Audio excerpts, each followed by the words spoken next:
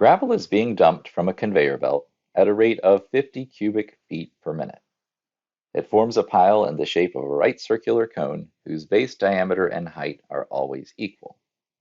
How fast is the height of the pile increasing when the pile is 20 feet high? Round to 3 decimal places.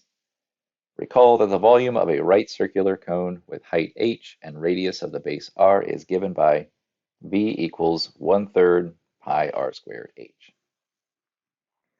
Okay, so we have a conveyor belt, and it's got gravel that is moving along the conveyor belt, and then it falls off the conveyor belt onto this uh, conical pile, and that conical pile is such that the base diameter and the height are always equal. So that was given to us. So the base diameter and the height are always equal, given to us there. Now, the interesting thing about that is we have this relationship of the volume of that pile.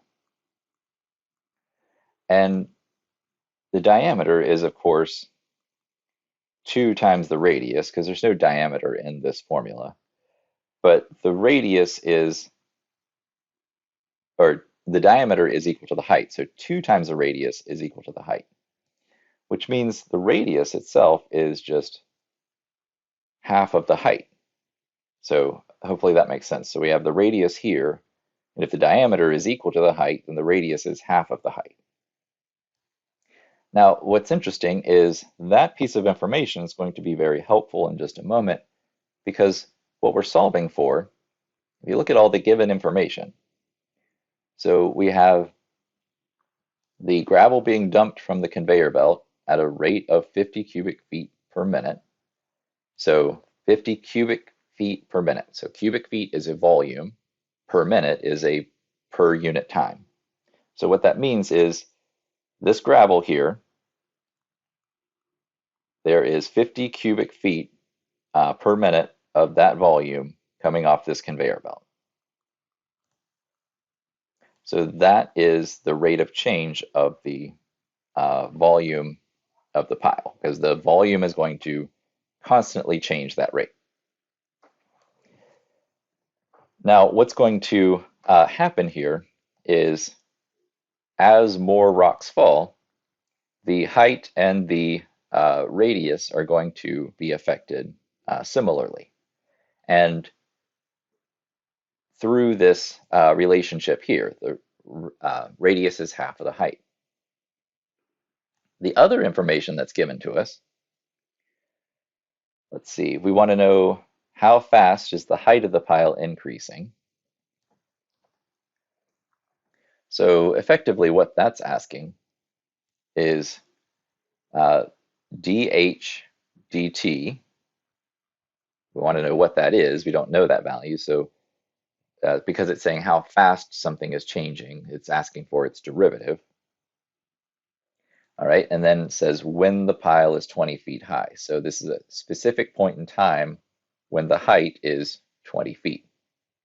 So there's nothing really given to us in terms of radius, so we really don't need the radius variable. We can always define the radius based off the height through this relationship here that I've mentioned below. So that's actually going to make our job a lot easier, because if the radius is just half the height, then what that means is our formula goes down to just 2 variables instead of 3. And that's great because we won't need to use the product rule when we get the implicit derivative. So this would be h squared over 4 times h. So the volume of this pile is found by taking pi over 12 times h cubed. A lot simpler than what we had originally.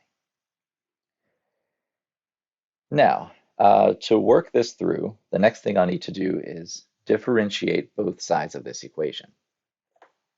And I'm going to differentiate implicitly with respect to time, because notice all of my variables are differentiated with respect to time. So I'm not going to just say dv or v prime equals pi over 12 times 3h squared. That's not what I'm looking for. I'm not looking for the rate of change of volume with respect to height. I'm looking for rate of change of volume with respect to time. So dv dt is going to be pi over 12 constant times 3h squared. Now, h cubed is an outer function. It does change with respect to time. What we need to do is when we differentiate an outer function, we do that normally, but then we multiply by the derivative of the inside function. Right now, we don't know exactly what that inside function is, so we just leave it as dh dt. That right there gives us a related rates formula. So 12 and 3 reduced to 4, so this is pi over 4 h squared dh dt. So that right there gives me a relationship between how the rate of change of volume with respect to time and the rate of change of height with respect to time affect each other. And at this point, it's just a matter of plugging stuff in. So I know the volume is constantly changing at 50 cubic feet per minute. The height is 20 feet that I'm interested in, this particular point in time when the height is 20 feet. And then dH dt, I wasn't given a value for that. I was just asked to figure out what that is. So what I could do here is simplify. So 20 squared, let's see, I think that's 400, but let me double check. Yeah, so 20 squared is 400.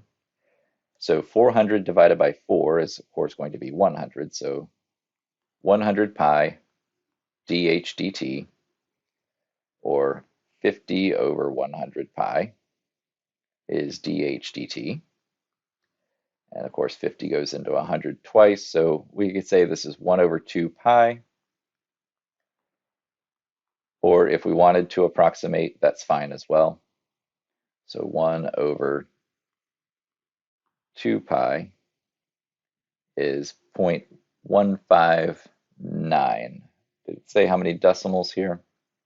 Yeah, 3 decimals. Yeah, 159.